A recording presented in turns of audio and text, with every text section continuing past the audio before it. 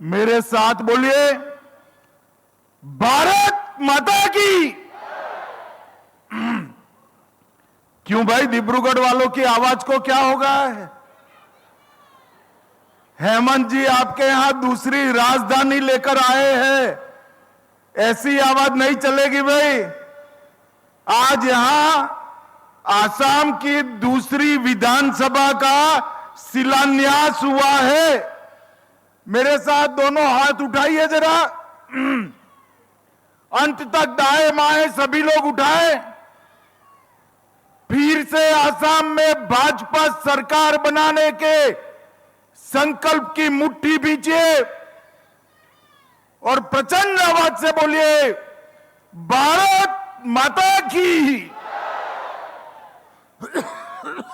वंदे। मंच पर उपस्थित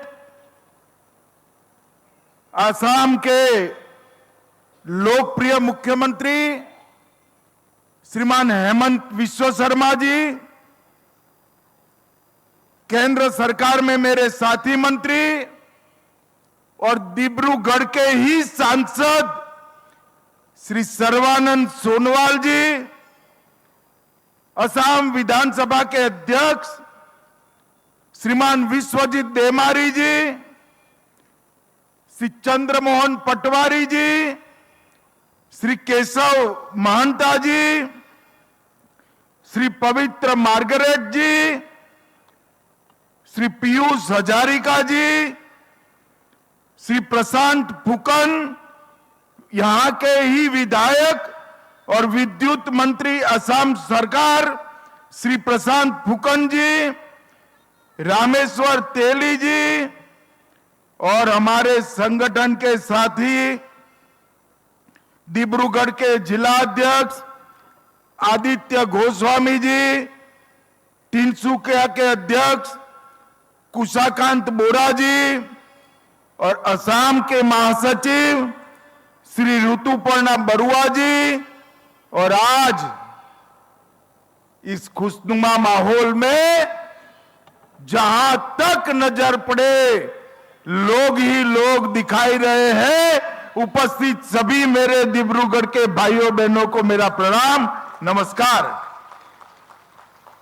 सबसे पहले मैं आज चाय राजधानी डिब्रूगढ़ की जनता को बहुत बहुत मन से प्रणाम करने के लिए आया हूं।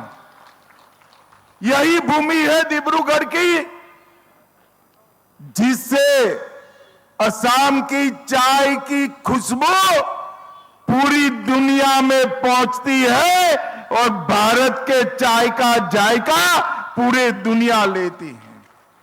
यही भूमि ने भारत को एक प्रकार से वैश्विक पहचान दी है और यही के चाय बागान के मेरे श्रमिक साथियों ने भारत के अर्थतंत्र को मजबूत कर एक बहुत बड़ी निर्यात की व्यवस्था देने का काम किया है।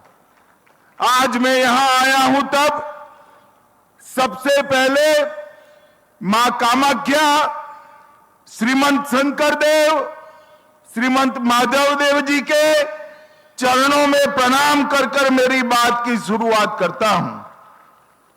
आज महात्मा गांधी की पुण्यतिथि है।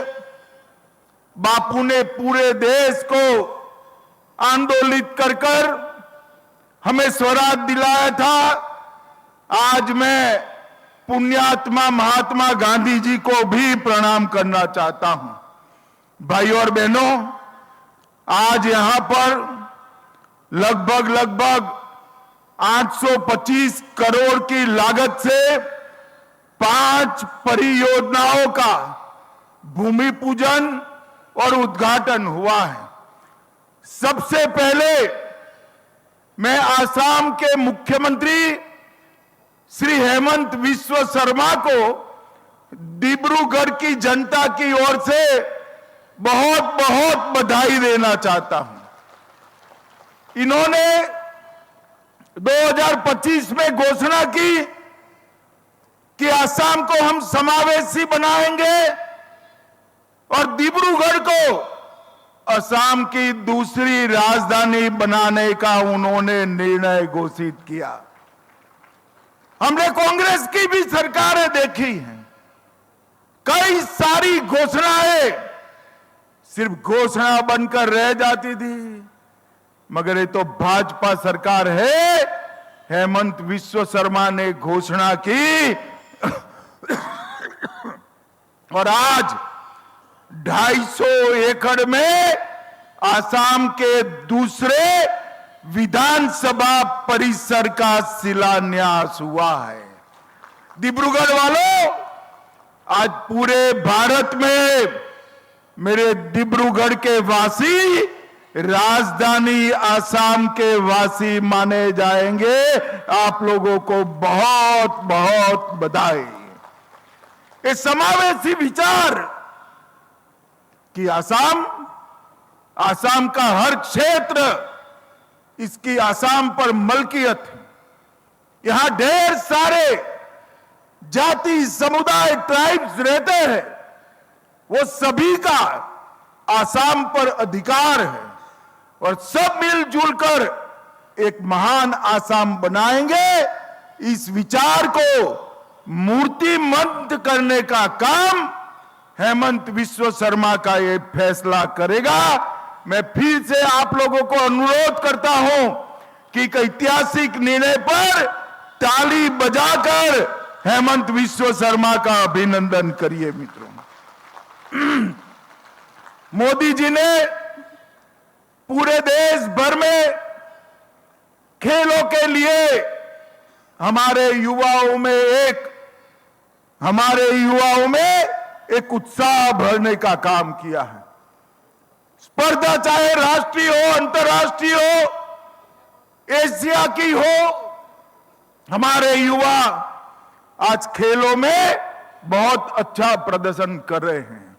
युवाओं के उत्साह से कुछ नहीं होता जब तक खेल का इंफ्रास्ट्रक्चर, खेलने की सुविधा, ट्रेनिंग की आधुनिक व्यवस्था, पारदर्शी चयन और खिलाड़ियों को सरकार आर्थिक सहयोग नहीं मिलता है, खेल पनप नहीं पाता है।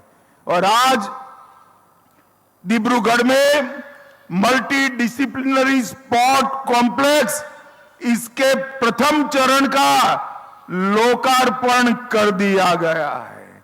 मित्रों, 240 करोड़ से 106 बीघा में indoor stadium, swimming pool, football मैदान, lawn tennis court, basketball court, volleyball court, खिलाड़ियों की हॉस्टल और कोच को रहने की जगह, एक प्रकार से विश्व भर के जो आधुनिक स्पोर्ट्स कॉम्प्लेक्स होते हैं, ऐसा स्पोर्ट्स कॉम्प्लेक्स का पहला चरण आज बनकर यहां लोकार्पित किया गया है।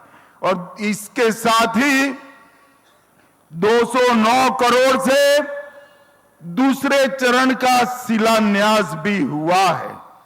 मित्रों, जैसा मैंने आगे बताया, यहां पर डिब्रूगढ़ में पूरे आसाम की विधानसभा आई है।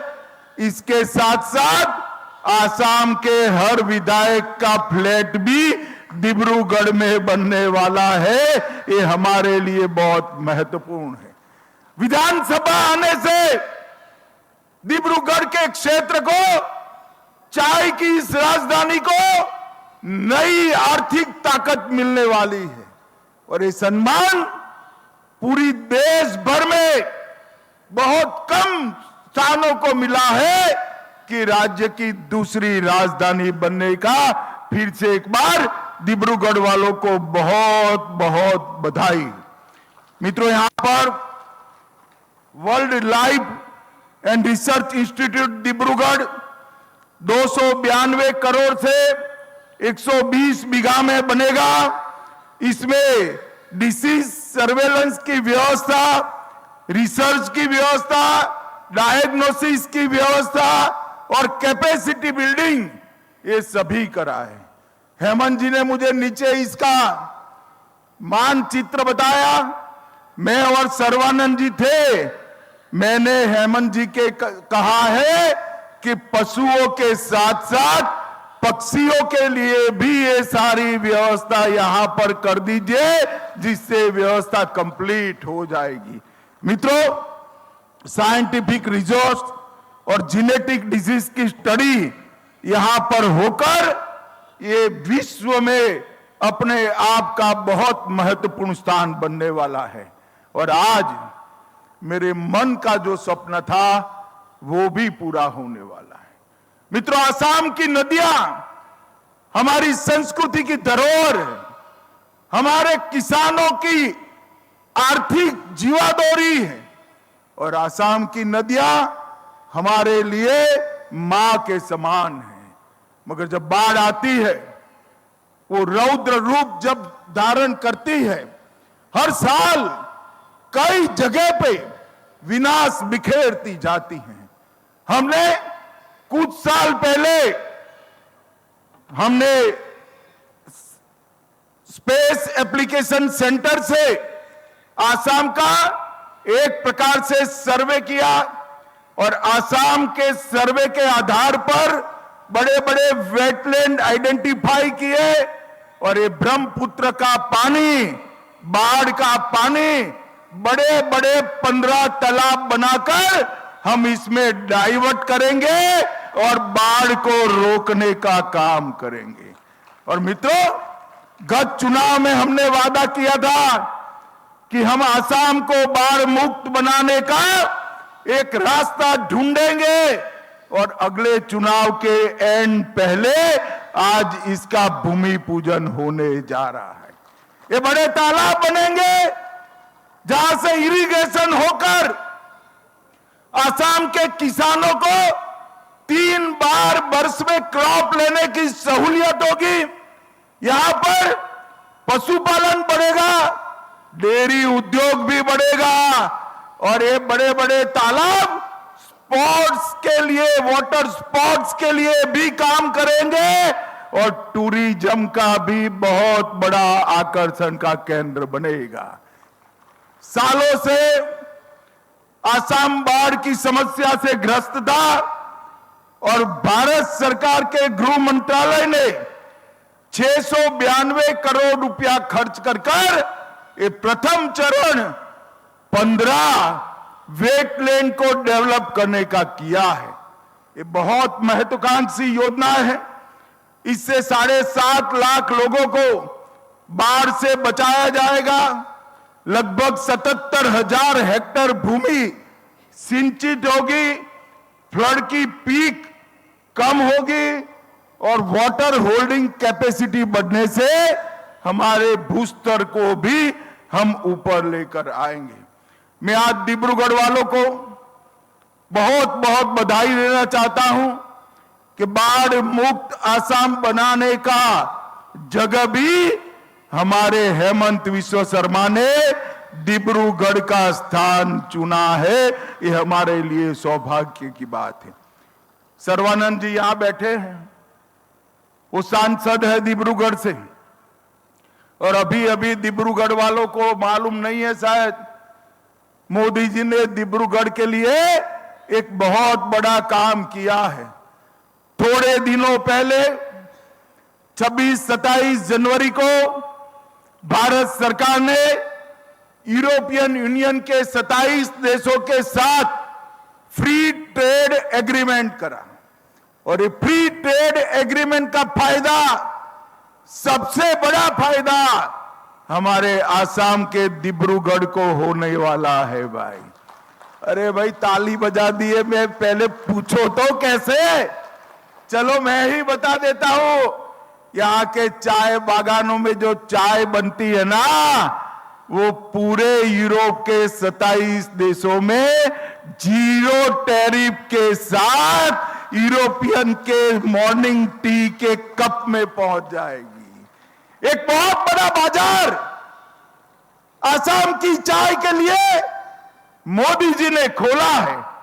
एक प्रकार से 27 देश जो विश्व के व्यापार का 1/3 हिस्सा है, वो 1/3 हिस्से में हमारी चाय 0 टैरिफ के साथ वहां पहुंचेगी और हम बाकी देशों की स्पर्धा में हमारा और मुनाफा कमा पाएंगे।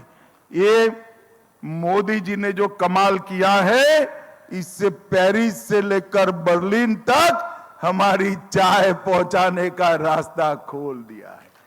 मित्रों, कांग्रेस पार्टी ने सालों तक आसाम के विकास के लिए कुछ नहीं किया। हेमंत जी ने और सर्बानंद जी ने ढेर सारी योजनाएं बताई हैं, मगर मैं आपको कह देता हूं, ये इसलिए हो रहा है कि मोदी जी के दिल में आसाम बस रहा है, इसलिए हो रहा है। कभी भी आजादी के बाद इतने सालों तक कांग्रेस ने सरकारें चलाई, केंद्र में आसाम के विकास के लिए कुछ नहीं किया। आज कुछ भी हो, इंफ्रास्ट्रक्चर का डेवलपमेंट करना हो, सबसे पहली प्रायोरिटी हमारा आसाम है। आज वन्य जीव और पर्यावरण का काम हो, सबसे पहली प्रायोरिटी हमारा आसाम है। आज सेमीकंडक्टर बनाना हो, चिप बनाना हो, देश में 3 ही प्रदेश में कारखाना जाएगा तो 27,000 करोड़ का इन्वेस्टमेंट हमारे आसाम में आएगा। जब टाटा वाले पूछते हैं कि कैंसर के लिए अस्पतालों का जाला बुनना है, कहां बुने, तो दिल्ली से मार्गदर्शन होता है कि हमारे आसाम में करिए, यहां से किसी को दिल्ली न आना पड़े। रेलवे हो, वाटरवेज हो, एयरपोर्ट्स हो या उद्योग लगाने हो, हर जगह पे भारतीय जनता पार्टी के नेता और हमारे प्रधानमंत्री नरेंद्र मोदी आसाम को प्रायोरिटी देते हैं। और कांग्रेस ने क्या किया? आज मैं डिब्रूगढ़ के मंच से कांग्रेस के नेता राहुल गांधी को पूछना चाहता हूं, आपने आसाम को क्या दिया? गोलियां, बम धमाके, संघर्ष और युवाओं की मौत दी। भारतीय जनता पार्टी की सरकार बनने के बाद, नरेंद्र मोदी प्रधानमंत्री बनने के बाद पूरे नॉर्थ ईस्ट क्षेत्र में 20 से ज्यादा समझौते हुए, 10,000 युवाओं ने हथियार नीचे डालकर हमारे आसाम और नॉर्थ ईस्ट को सुरक्षित बनाया है।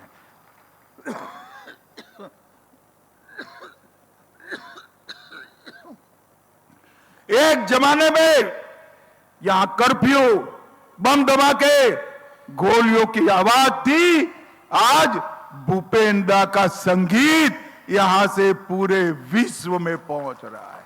और आज तक भूपेन हजारिका को भारत रत्न देने की सूद नहीं दी, भूपेन हजारिका को भारत रत्न देने का काम भी भारतीय जनता पार्टी की सरकार ने किया। यहां तक कांग्रेस के ही नेता, महान भारत माता के सपूत गोपीनाथ बरदोलाई जी को भी कभी भारत रत्न, लोकप्रिय गोपीनाथ जी को भारत रत्न देने का काम भारतीय जनता पार्टी की सरकार ने किया। और हमने यहां शांति, सुशासन, विकास और एक प्रकार से सबको साथ लेकर चलने की नई संस्कृति का विकास किया है। और 2021 में डिब्रूगढ़ की धरती पर आज मैं कहना चाहता हूं, कांग्रेस ने एक टूल किट प्रसारित किया था जो आसाम विरोधी था और भारत में आसाम, दुनिया में आसाम की चाय की छवि बिगाड़ने का काम कांग्रेस पार्टी ने किया था। ये अंतर है दोनों के बीच। मित्रों, चाय बागान का क्षेत्र है, हमारे श्रमिकों के कल्याण के लिए आज तक कांग्रेस पार्टी ने कुछ नहीं किया। अंग्रेजों के समय से संथाल, मुंडा, कोल, भील, बंगाली, ये सारे श्रमिक यहां पर बसे थे, मगर उनको कोई सुविधाएं नहीं मिली।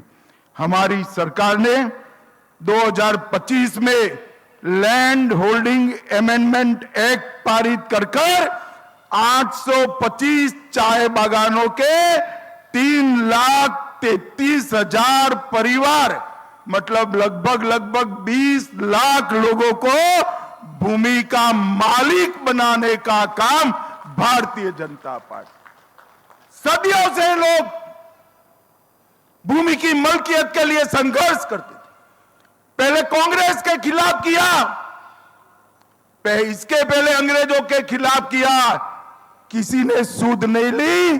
25 में भाजपा आसाम सरकार ने, हमारे मुख्यमंत्री जी ने यहां पर ये अमेंडमेंट कर चाय बागान वालों को मालिक बनाने का काम हमारे हेमंत विश्व शर्मा ने किया था।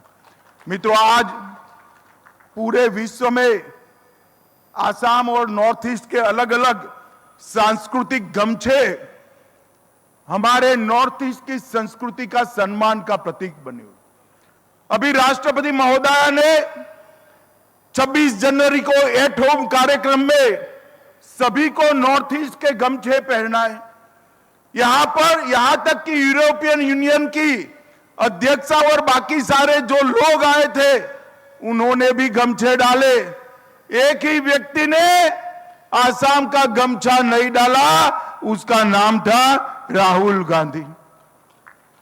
अब मैं पूछना चाहता हूं कांग्रेस पार्टी के लोगों को कि नॉर्थ ईस्ट का गमछा राहुल जी ने नहीं डाला, पूरे देश और दुनिया के लोगों ने डाला।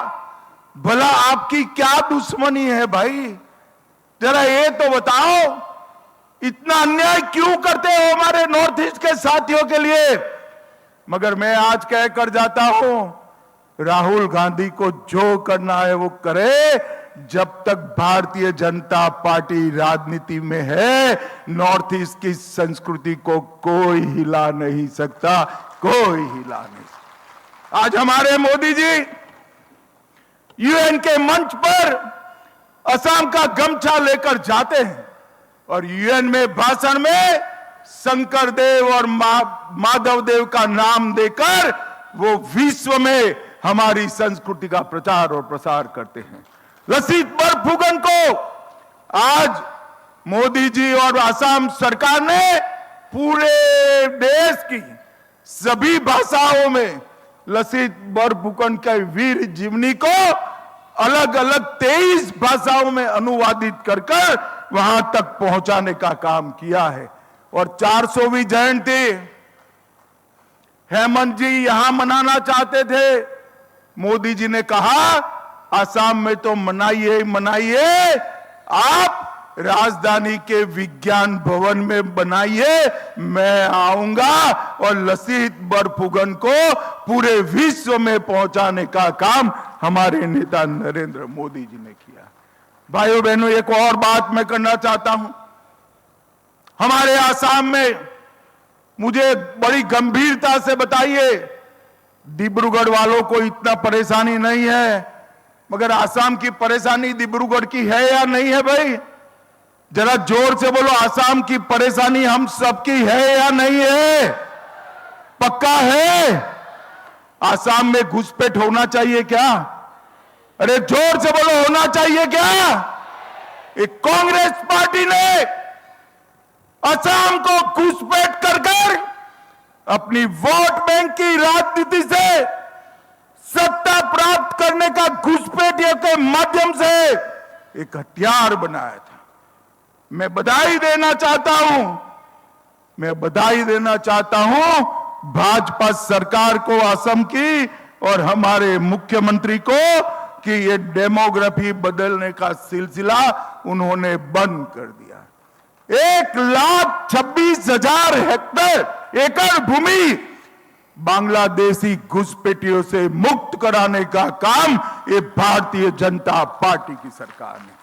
और मैं आज आसाम की दूसरी राजधानी की भूमि पर वादा कर कर जाता हूं, हेमंत जी के नेतृत्व में यहां पर तीसरी बार भाजपा सरकार बना दो, एक एक घुसपैठियों को चुन चुन कर आसाम के बाहर हम निकालेंगे।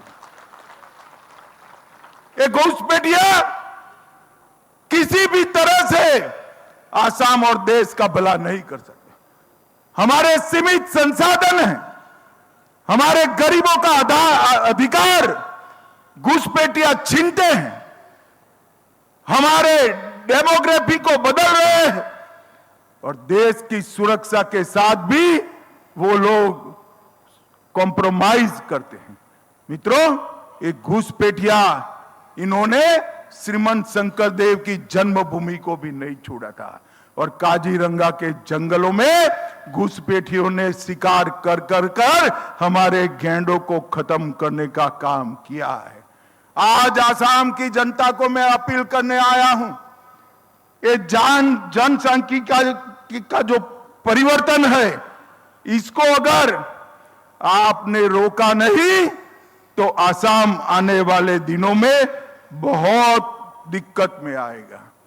और जनसांख्यिकी का परिवर्तन, घुसपैठियों को रोकने का काम केवल और केवल भारतीय जनता पार्टी कर सकती है और कोई नहीं कर सकता। भाइयों बहनों, आसाम की सरहदें घुसपैठियों के लिए खुली थी।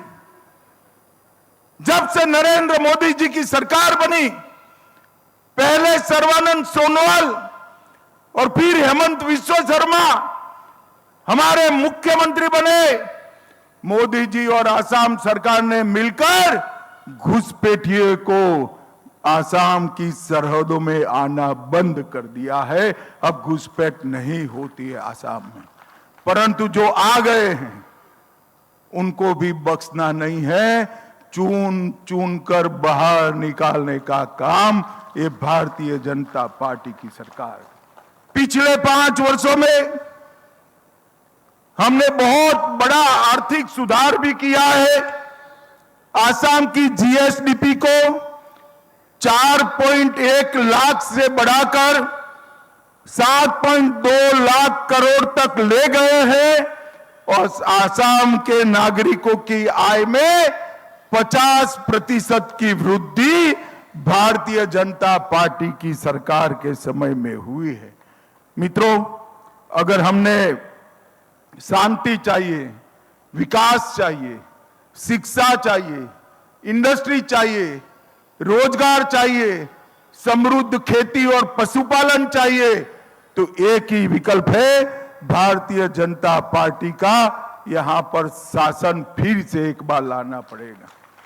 डिब्रूगढ़ वालों, एक प्रकार से आज से आप आसाम की दूसरी राजधानी बने हो।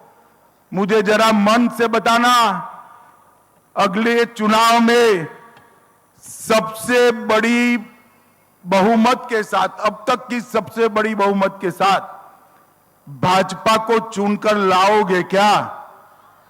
ऐसे नहीं चलेगा भाई, जरा जोर से बोलिए, भाजपा सरकार लाएंगे क्या? कमल निशान पर मोहर लगाएंगे क्या? असम को घुसपैठिया मुक्त करेंगे क्या? असम को बाढ़ मुक्त करेंगे क्या?